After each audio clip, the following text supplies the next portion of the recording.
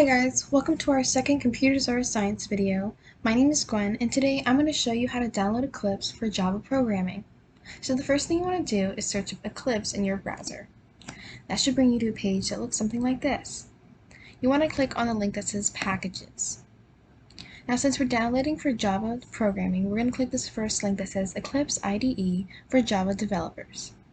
It's available for the operating systems that include Windows, Mac, and Linux. On the right of your operating system, there should be a link. For example, I have a Windows, so I'm going to click this link.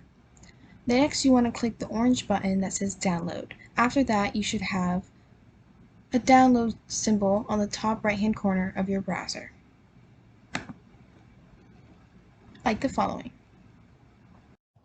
Alright, so after Eclipse is downloaded and you've gone through its wizard to accept the terms and agreements required, your Eclipse workspace should look something like this.